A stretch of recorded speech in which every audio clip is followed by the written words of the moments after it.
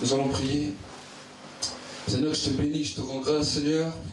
Tu as entendu, Seigneur, tu vois tous ceux qui ont entendu, ceux qui donnent avec joie, ceux qui donnent avec cœur. Seigneur, je te demande de les bénir maintenant. Je déclare ta bénédiction, ta grâce sur leur vie. Seigneur, je bénis également tous les pauvres, tous ceux qui n'ont pas pu donner, tous ceux qui n'ont rien, tous ceux qui sont démunis. Seigneur, je te demande je déclare maintenant sur leur vie la providence, la bénédiction, la surabondance maintenant sur leur vie. Seigneur, que maintenant toute œuvre de pauvreté, tout esprit de pauvreté, de ruine, qui voulait venir sur les foyers, sur les finances, Seigneur, soit lié maintenant et brisé dans le nom de Jésus. Seigneur, je te bénis, je te rends grâce. Je te remercie pour ce temps de parole dans lequel tu vas encore nous parler au cœur. Et Seigneur, mon Dieu, mon roi, tu vas accompagner cette parole par des signes, des prodiges et des miracles. Dans le nom de Jésus. Amen. Amen. Acclamez pour le Seigneur, il est digne de gloire. Amen. Nous allons parler ce matin d'un point important, de la bénédiction. Amen. Ce matin, nous ferons sans traduction, mais nous allons parler de la bénédiction. Amen. Et je vais vous donner un témoignage que j'ai un jour entendu et qui m'a étonné. Et le frère Vladen a bien introduit le message. Et c'était un homme en Afrique qui était pauvre, qui n'avait rien du tout. Il n'avait même pas de chaussures pour mettre à ses chaussures. Il n'avait même pas de chaussures à mettre à ses pieds. Et il venait à l'église. C'était le batteur de l'église. Il faisait de la batterie sans chaussures. C'était la personne la plus pauvre de toute l'église. Et un jour, Dieu a déversé sa grâce sur cet homme. Il a béni Dieu. Avec ce qu'il avait, il bénissait Dieu. Il n'avait pas grand-chose, mais il bénissait Dieu avec ce qu'il avait.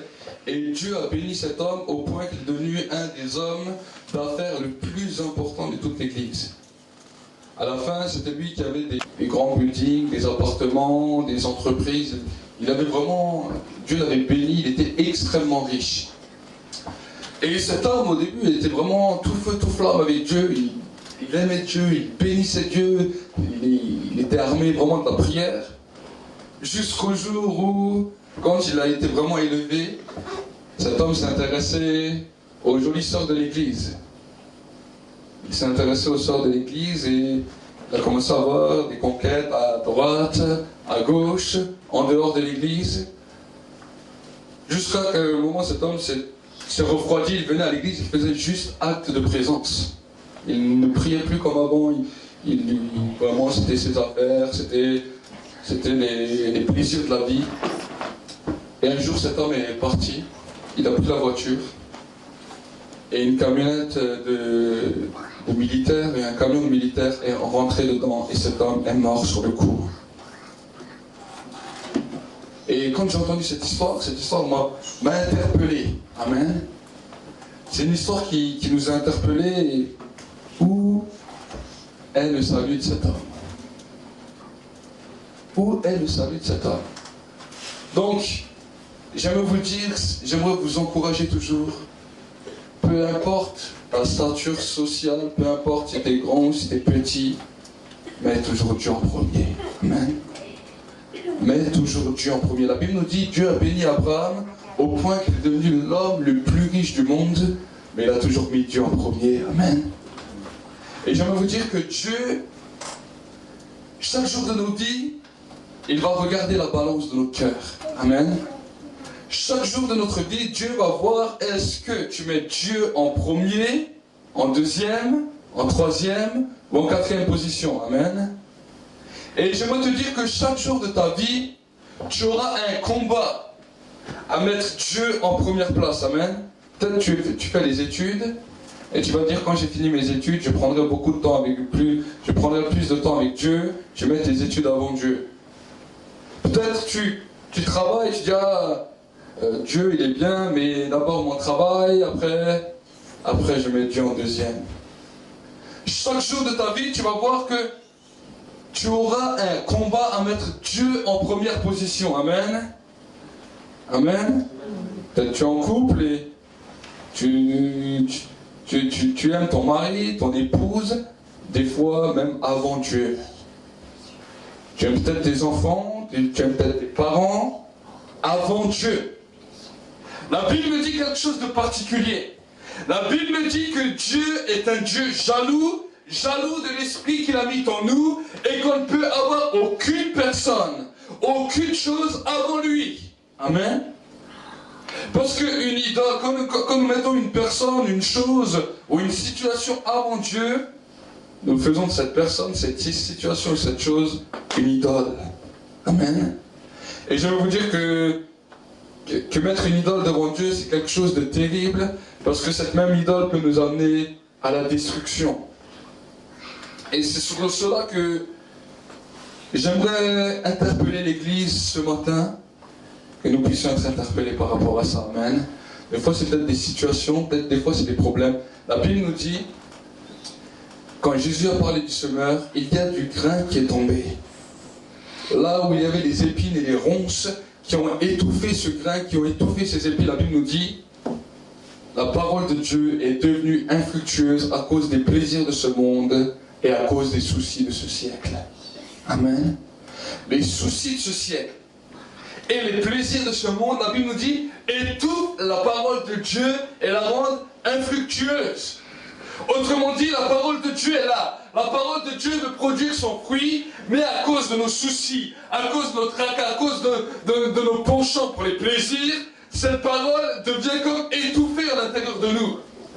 Et on sent que cette parole est là, mais on a l'impression que cette parole ne produit pas le fruit qu'elle devrait produire. La parole ne produit seulement pas le fruit qu'elle devrait produire à cause d'une idole.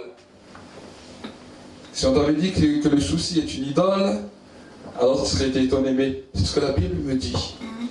Le souci étouffe la parole et la rend infructueuse. Amen. La parole est la clé de la bénédiction. Amen. Dieu bénit par sa parole. Dieu nous a bénis par sa parole. La Bible nous dit, il l'a envoyée sur la terre, il l'a faite chair. Elle a habité parmi nous, pleine de grâce et de vérité. Amen. La parole de Dieu a été faite chair. Et c'est à cause de cette parole que nous héritons de la bénédiction et des promesses de Dieu. Amen. Mais cette parole peut devenir soit fructueuse dans nos vies, soit infructueuse à cause des soucis, des tracas, des plaisirs de ce monde. Amen. Et c'est là nous-mêmes qui sommes ce qu'on appelle le jardinier de notre cœur. C'est là où chaque jour nous analysons, nous mettons une balance dans nos cœurs.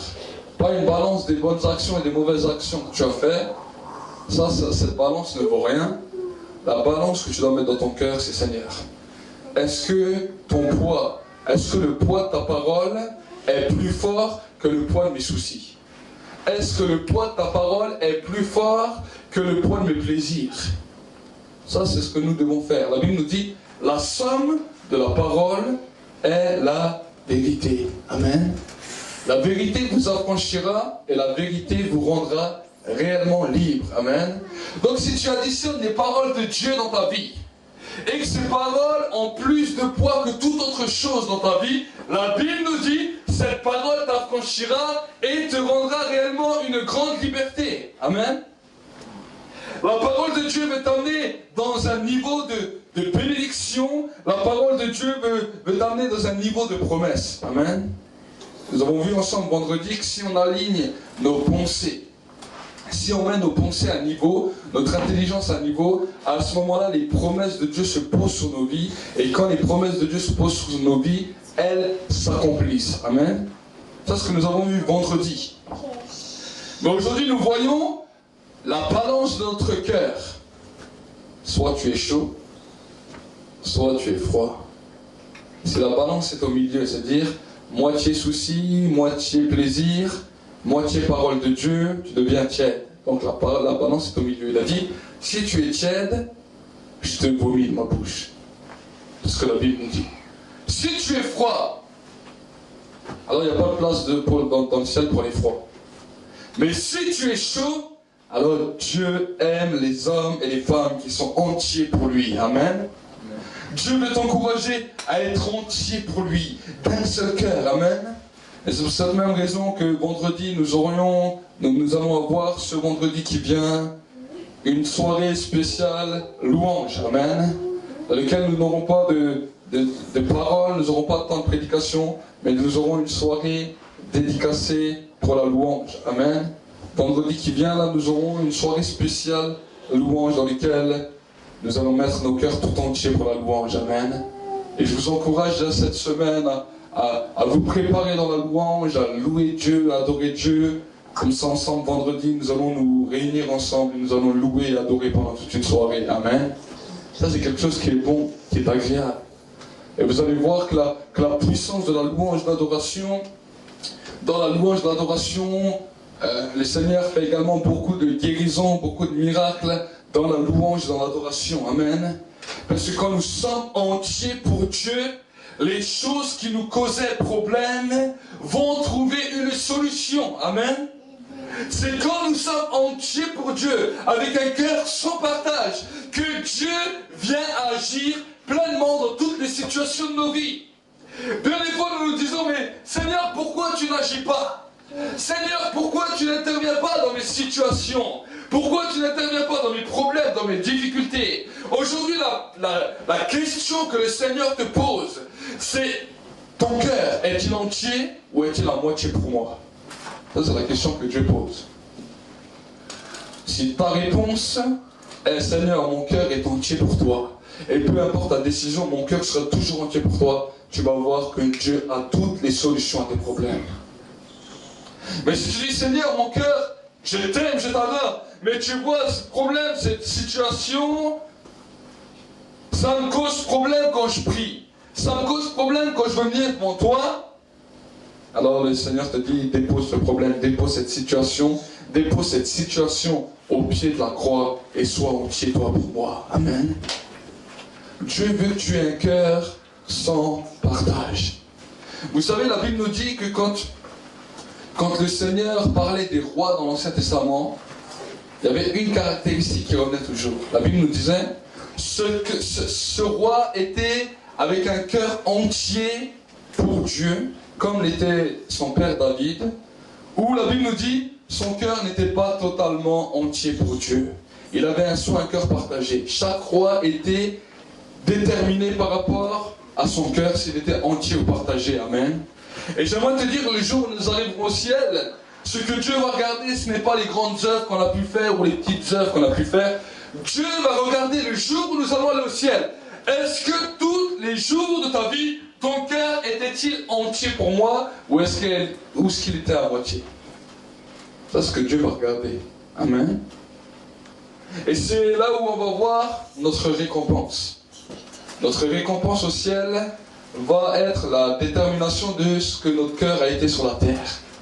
Si notre cœur a été entier sur la terre, tous les jours où nous avons marché, veillé à ce que nos cœurs soient entiers, au ciel nous aurons une grande récompense. Mais si notre cœur est chaque fois partagé, une fois à droite, une fois à gauche, alors au ciel on aura peut-être une récompense maigre. Amen. Donc je vous encourage, mes frères et sœurs, je vous exhorte ce matin à avoir un cœur entier pour Dieu. Amen. Chaque jour. C'est pas la chose la plus facile en tant que croyant. En tant que croyant, avoir un cœur entier pour Dieu est le combat journalier. Amen.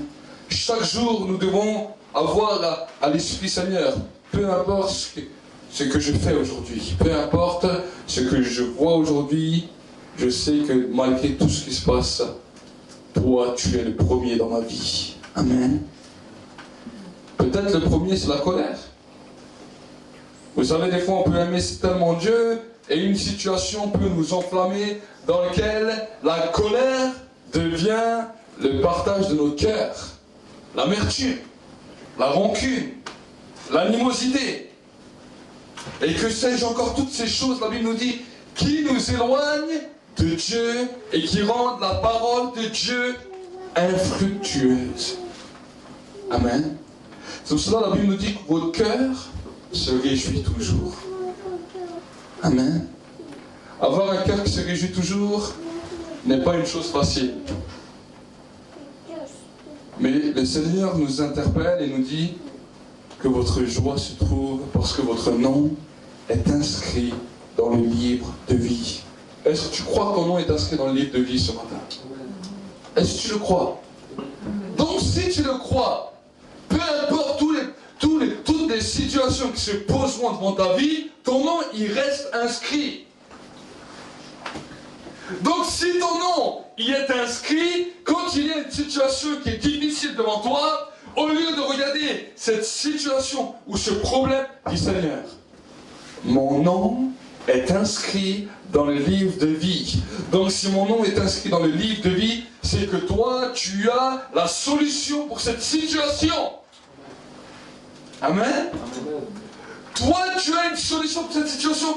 Donc, je ne m'inquiète pas parce que la Bible nous dit toutes choses concourent au bien de ceux qui aiment Dieu et qui sont appelés selon tes desseins. Donc, si moi je suis appelé dans tes desseins, eh bien, je ne m'inquiète pas. Parce que toutes choses concourent à mon bien. Amen. Des fois, les situations de nos vies, des fois, on se dit, mais certaines situations, on pourrait s'en passer. Certaines difficultés, on pourrait s'en passer. Mais j'aimerais vous dire, ce sont des fois ces situations, ces difficultés qui nous rapprochent de Dieu. Amen. Parce que des fois, certaines situations nous rapprochent de Dieu parce que nous nous éloignons de Dieu. Amen. Et certaines situations sont là pour évaluer si notre cœur est complet à Dieu ou si notre cœur est à moitié. La Bible nous dit, le Seigneur, quand il a fait sortir les enfants d'Israël du pays d'Égypte, il les a amenés dans le désert. Et la Bible nous dit que Dieu a dit, je les amène dans le désert pour les éprouver et pour voir ce qu'il y a vraiment dans leur cœur. Beaucoup de situations sont là dans lesquelles Dieu nous éprouve pour voir ce qu'il y a vraiment dans notre cœur. Pourtant, Dieu connaît notre cœur. Mais Dieu veut te montrer à toi, veut t'apprendre à toi ce qu'il y a vraiment dans ton cœur. Et quand tu apprends ce qu'il y a dans ton cœur, il veut voir qu'est-ce que tu vas faire maintenant que tu sais ce qu'il y a dans ton cœur. Amen. Vous savez, quand je me suis converti au début, je me suis dit... Je vais vous parler franchement, je vais vous donner un exemple concret. Quand je me suis converti au début, je n'avais pas de permis de voiture. Je me suis dit, voilà, quand je me convertis, je me tourne vers Jésus, je vais recevoir mon permis de conduire. Et ensuite, après, je pourrais lâcher ma foi. J'aurai mon permis de conduire, je pourrais faire ce que je veux. C'était une pensée qui me traversait l'esprit. Je ne l'ai pas dit, mais ça m'a traversé l'esprit. Et ensuite, je me suis converti, je commençais à marcher avec Dieu, j'ai commencé à grandir avec Dieu. Et quelques mois plus tard, je devais passer mon permis, mais j'avais complètement oublié cette pensée. Et avant de passer mon permis, j'ai prié, je dis, voilà Seigneur, merci, tu vas me donner mon permis de conduire, je le prends par la foi. Et là, le Seigneur me parlait, il m'a dit, tu n'auras pas le permis de conduire, je ne te donnerai pas. Alors je me suis dit, ça ce n'est pas le Seigneur, au nom de Jésus, je chasse cette parole. Je suis allé voir mon pasteur, je lui ai dit, prie pour moi. Le pasteur me dit, t'inquiète, tu auras le permis. Le Seigneur m'a dit, tu ne l'auras pas. Je suis allé, j'ai passé mon permis, et j'ai fait des erreurs tellement monumentales qu'à la fin je savais que je ne l'avais pas. Et je suis sorti de l'auto-école, je ne l'avais pas mon permis. Le Seigneur m'a dit, je te dis que tu n'auras pas le permis. Et le Seigneur a regardé ma réaction. Alors j'ai dit à Dieu, écoute Seigneur, si tu me donnes le permis, ou si tu ne me le donnes pas, pour moi, je te dis la vérité, c'est pas grave. J'ai dit, si tu veux que je suis un homme qui fait du stop toute ma vie, et que quand je fais du stop, j'évangélise les gens, il n'y a pas de problème, moi, c'est pas un problème. Si tu veux pas me le donner, je ne veux même plus voir l'auto-école. Je ne suis plus retourné à l'auto-école. Et j'ai dit ça à Dieu. Et quelques jours après, quelques temps après, le Seigneur m'a parlé, m'a dit, je vais maintenant t'expliquer pourquoi je ne t'ai pas donné le permis. Parce que quand tu t'es converti, tu avais cette pensée qui disait que le jour où tu as le permis, tu lâches la foi. J'ai éprouvé ton cœur et j'ai vu que tu as changé de mentalité, tu as changé de pensée. Mais je voulais t'éprouver. Quelques mois plus tard, le Seigneur m'a dit un jour, il m'a dit maintenant c'est le moment, pas passer ton permis. Je suis retourné à l'auto-école, alors que ça faisait des mois qu'il ne m'avait plus vu. Le Seigneur a permis que je puisse même avoir l'argent pour payer direct. Je suis allé voir l'auto-école, j'ai dit voilà, j'aimerais passer le permis. Elle me dit c'est marrant, il y a quelqu'un qui vient de se décommander. Demain, si vous voulez, vous pouvez passer. Et je l'ai passé le lendemain, j'ai eu mon permis en poche. Amen. Ça a été un témoignage dans lequel j'ai commencé à comprendre que Dieu utilisait chaque situation de la vie, chaque circonstance pour nous approcher toujours plus près de lui et pour regarder ce qu'il y avait dans notre cœur. Et j'aimerais vous dire que depuis ce jour-là, je n'ai jamais oublié cette leçon. Amen. Et que chaque situation, je dis à Dieu, qu'est-ce qu'il y a encore dans mon cœur maintenant? Qu'est-ce que tu veux m'apprendre? Et j'aimerais vous dire que chaque fois, ça n'a pas loupé, Dieu révèle toujours ce qu'il y a dans le cœur. Amen. Et c'est comme ça que nous grandissons dans la foi, ce n'est pas autrement. Quand Dieu regarde si ton cœur est entier ou si ton cœur est à moitié pour lui. Amen. Beaucoup de choses nous ne comprenons pas parce que la Bible nous dit mon peuple périt parce qu'il lui manque la connaissance. La connaissance de Dieu nous amène toujours plus à nous rapprocher de lui. Amen. Et dans cette connaissance, tu vas commencer à te découvrir comment tu es réellement. Amen. Un homme qui est spirituel n'est pas un homme qui fait simplement des grandes prières. Un homme qui est vraiment spirituel, c'est une personne qui se connaît, qui connaît ses faiblesses et qui connaît comment est son cœur. Ça, c'est un homme qui est spirituel. Parce que Dieu l'a éprouvé. Dieu l'a mis dans des situations pour qu'il puisse se connaître lui-même. Amen. Quand tu te connais toi-même, tu sais comment marcher avec Dieu et tu sais comment gravir le combat pour grandir avec lui. Tant que tu ne te connais pas toi-même, tu es encore un bébé en train de chercher. Amen. Vous savez, les enfants, quand ils sont petits, ils ne se connaissent pas eux-mêmes. Ils sont bébés encore. Quand ils ont 4 ans, ils commencent à avoir déjà leur caractère. Ils commencent à former leur caractère, mais ils ne sont pas encore hommes. Ils grandissent. Quand ils arrivent à 13, 14 ans, ils croient qu'ils savent tout, mais nous qui sommes un peu plus âgés, on sait qu'à 13, 14 ans, on ne sait rien. Ils sont encore des enfants, c'est des adolescents. Mais ils grandissent. Et au fur et à mesure de leurs années, ils commencent à se découvrir comme ils sont réellement. Amen. Je vais vous dire qu'avec Dieu, c'est pareil. Dieu utilise les situations, les circonstances pour te montrer comment tu es. Et je vais vous dire que la chose la plus difficile à accepter pour un homme, c'est de savoir comment est l'état de son cœur. Amen. Parce que tu vas voir que l'état du cœur de l'homme est vraiment mauvais. La Bible nous dit que le cœur de l'homme est tortueux et pécheur par-dessus tout. Amen. J'ai pu voir déjà dans ma propre vie combien mon cœur était mauvais, tortueux et pécheur. Et quelles sont les différentes situations dans lesquelles Dieu a commencé à éprouver mon cœur pour voir si j'étais entier avec lui ou si j'étais à moitié. Amen. Et je veux vous dire que dans beaucoup de situations, nous ne sommes pas toujours entiers pour lui. Amen. Chaque fois qu'une situation vient, on a l'impression que notre cœur palpite à 500 à l'heure, qu'il va de tous les sens et qu'on perce notre relation avec Dieu. Amen. Mais ce qui est maintenant notre combat à chacun, à partir d'aujourd'hui, ce qui va être ton combat également, c'est dire Seigneur, mon cœur s'emballe, je reconnais que mon cœur a une attache pour ce problème, pour cette situation, pour cette personne. Vraiment, il y a une grande attache à mon cœur. Mais maintenant, mon nom est inscrit dans le livre de vie, donc je prends la joie. Amen. Je suis joyeux malgré cette épreuve, malgré cette situation, parce que je sais que tu vas gérer mon cœur. Amen. Je sais que tu vas regarder mon cœur. Alors, est-ce que je te dis, est-ce que c'est facile? Je ne t'ai pas dit que c'est facile. Mais c'est ça, apprendre à renoncer à soi-même. Se charger de sa croix et suivre le Christ. Amen. Tu renonces à toi-même. Et tu te charges de ta croix. Tu sais ce que c'est la croix du chrétien? La croix du chrétien, c'est la joie. Amen. Te charger de la joie.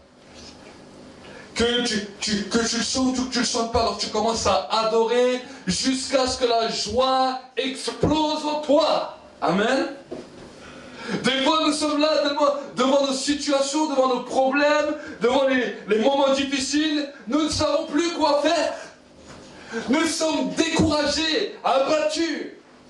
Et là, on a envie de pleurer, de nous lamenter. Mais pourquoi cette situation? Pourquoi ce problème? Pourquoi cette circonstance? Le Seigneur te dit, renonce à toi-même. Charge-toi de ta croix, commence à m'adorer. Laisse la joie me remplir et je solutionnerai tous tes problèmes. Voilà qu'est-ce que Dieu attend de nous. Amen. Ça, c'est ce que Dieu attend de nous chaque jour de nos vies. Et c'est là où on commence à devenir comme des petits enfants. On commence à dire, Seigneur, le jour où je quitte cette terre, peu importe tous les soucis qu'il y a eu sur cette terre, moi je m'en vais vers chez toi et il n'y aura plus rien de tout ça. Amen. La Bible nous dit, Abraham, comment Abraham a pu grandir dans sa foi, comment Abraham a pu devenir un patriarche de la foi comme il est aujourd'hui. La Bible nous dit, dans le livre de Hébreux 11, il s'est souvenu d'une chose, qu'il est étranger et voyageur temporaire sur la terre. Il a vu la promesse et il l'a saluée de loin. Amen. Ça, c'était la mentalité d'Abraham. Abraham, le père de la foi. La Bible nous dit, il s'est souvenu qu'il est étranger et voyageur sur la terre. Il a vu la promesse, mais il l'a saluée et il est parti vers l'au-delà. Amen. Voilà la mentalité. Si Jésus revient demain, même si toutes les promesses ne sont pas accomplies dans ta vie, tu vois la promesse, mais tu pars avec lui. Amen. Parce que tu sais que toutes ces choses, tous ces soucis, tous ces tracas qui sont sur cette terre, tu ne les amènes pas au paradis.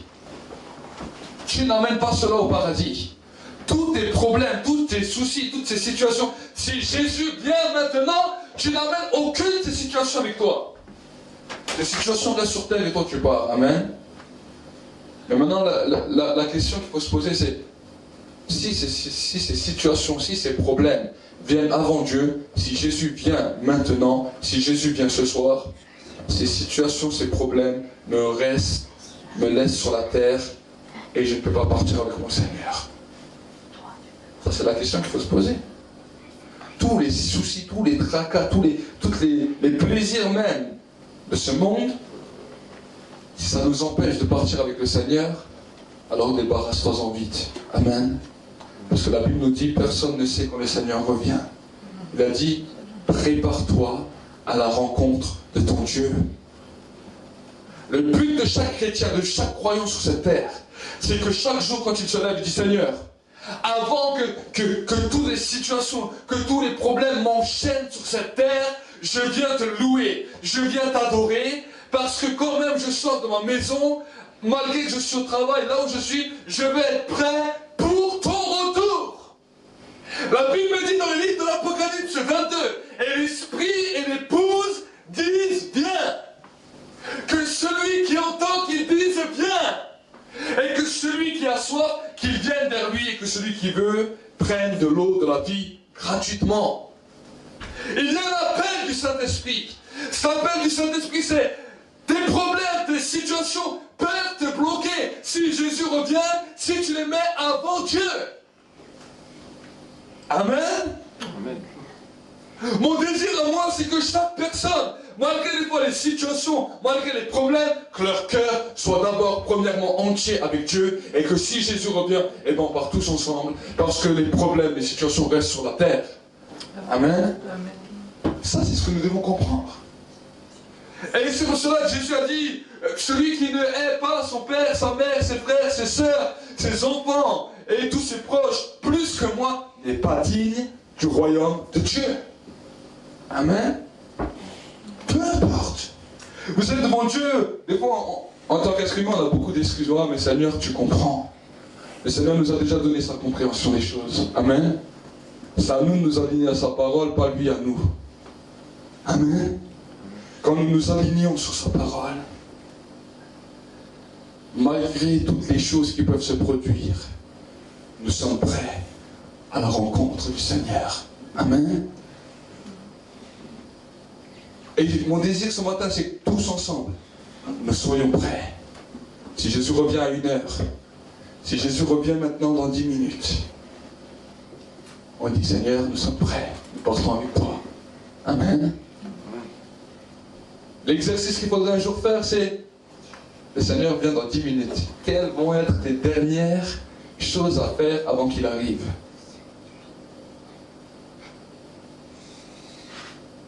Ça, c'est peut-être une question qui doit nous marquer.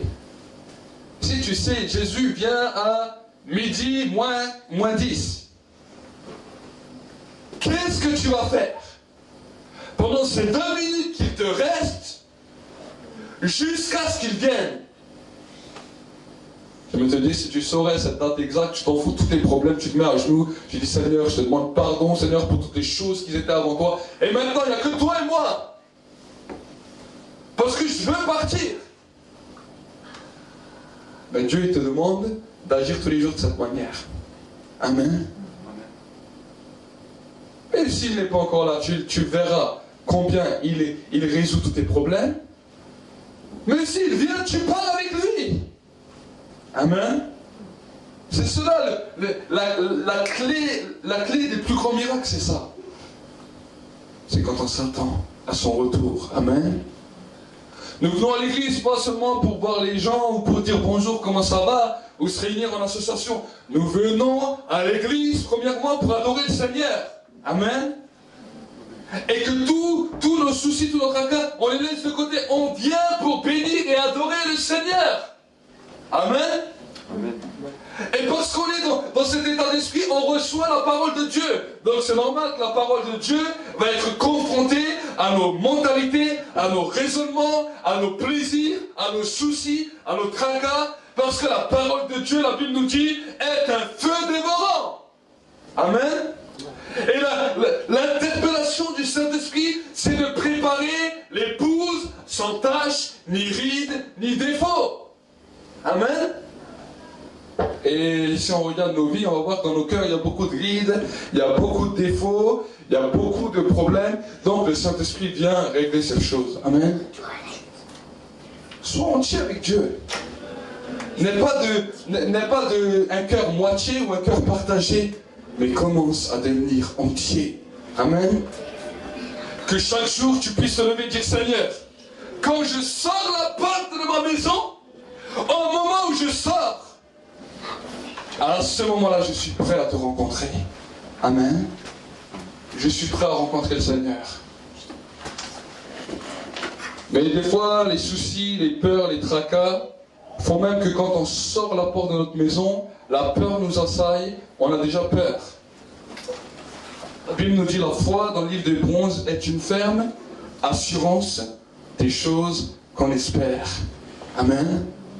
Je suis assuré du retour de Jésus que j'espère bientôt. Amen. Et une démonstration, la Bible nous dit, de celle qu'on ne voit pas. Ce qu'on ne voit pas, c'est toujours l'action du Seigneur qui se fait à travers nos vies. Amen. Nous ne la voyons pas toujours. Des fois nous la voyons, des fois nous ne la voyons pas toujours. Des fois nous voyons que l'accomplissement de ce qu'il a fait, mais nous ne le voyons pas toujours en action. Amen. Mais le Seigneur, la Bible nous dit, il est nuit et jour à regarder nos cœurs. Il y a une caméra sur ton cœur, H24. Et cette caméra, c'est une balance qui dit chaud, froid, chaud, froid, chaud, froid. La température descend, la température monte. Amen. Il est stagne, tiède. Ça, c'est la balance de Dieu. Amen.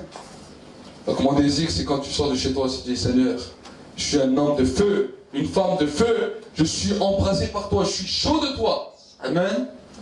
Et parce que je suis chaud de toi, je suis prêt pour le retour de Jésus. Aucune tristesse ne peut envahir mon cœur plus que ça. Amen. Si je sais qu'aujourd'hui Jésus revient, demain Jésus revient, chaque jour de ma vie Jésus revient. Amen. Chaque jour de ma vie Jésus revient. au moins je suis sûr d'être prêt. Si je me dis, dans un mois je serai mieux spirituellement, alors tu ne seras jamais sûr d'être prêt. Mais si chaque jour tu sais, aujourd'hui Jésus revient, alors je vais me préparer parce que Jésus revient. Chaque jour tu seras prêt. Amen. Et s'il n'est pas revenu hier, c'est pas grave, aujourd'hui il revient. S'il ne revient pas aujourd'hui, c'est pas grave, demain je sais qu'il revient. Amen. Amen. Personne ne sait quand il revient. Mais si ce soir tu quittes cette terre, avant qu'il est revenu, ça a été ton départ pour aller le voir. Amen. C'est ton heure. Tu dois aller le voir. Mais si ce n'est pas ton heure, alors tu attends son retour. Mais tu es toujours prêt. Amen. Je suis prêt à aller voir mon Seigneur. Amen.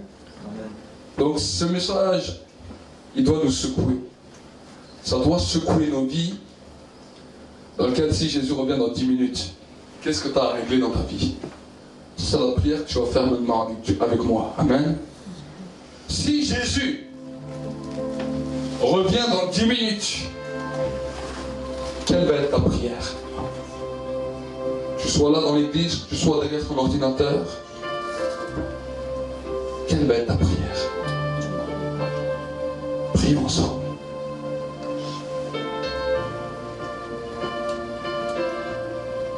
Maintenant que la balance de ton cœur est là, si Jésus revient dans 10 minutes, quelles vont être tes dernières paroles? Quelle va être ta prière? Quel est peut-être ton renoncement? Là où tu as peut-être mis des personnes, des situations, des choses avant Dieu. La Bible nous dit que servirait-il à un homme de gagner le monde s'il perd son âme?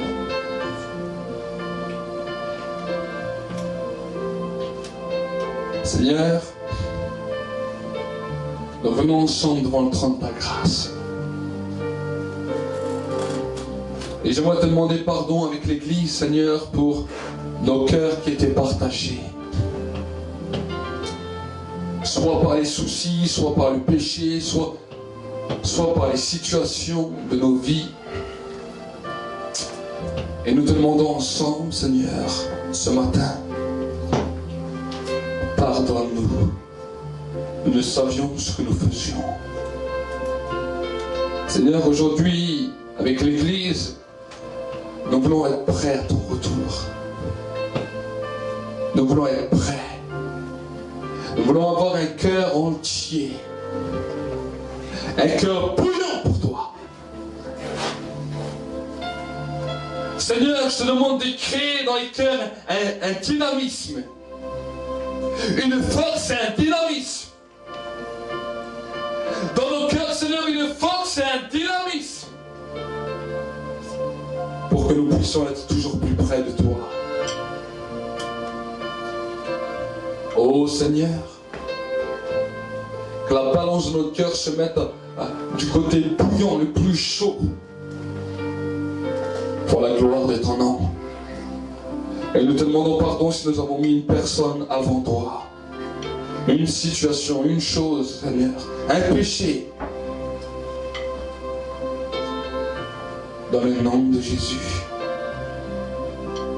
Pour toutes les fois, Seigneur, où nous n'étions pas fidèles à toi, où nous étions comme adultères à toi, par les choses que ce monde veut faire, par les choses que ce monde veut nous proposer. Dans le nom de Jésus. Pendant un instant, prie avec Dieu. Parle à Dieu. Donc, regarde ni à droite ni à gauche. Si Jésus revient, peu importe qui a été à côté de toi, à droite ou à gauche, Seigneur te dit, sois prêt.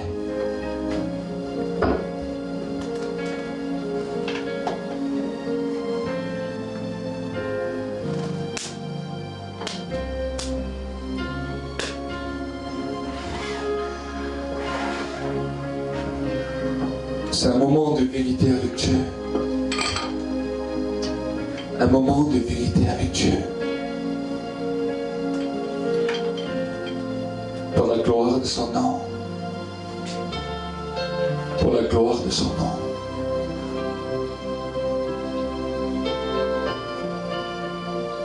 Pour la gloire de son nom. Seigneur, je te bénis pour ce temps. Je te bénis pour ce culte. Je te bénis pour les paroles de vie, Seigneur, qu'on a entendues. Que ces paroles de vie aient un impact chaque jour sur nos vies. Que ces paroles soient scellées sur nos vies et sur nos cœurs. Et que chaque jour de nos vies, ils ne nous laissent plus tranquilles. Mais qu'ils nous amènent dans cette réalité de repos avec toi. Je te bénis, Seigneur, pour ta grandeur et ta grâce. Dans le nom de Jésus. Dans le nom de Jésus. Amen.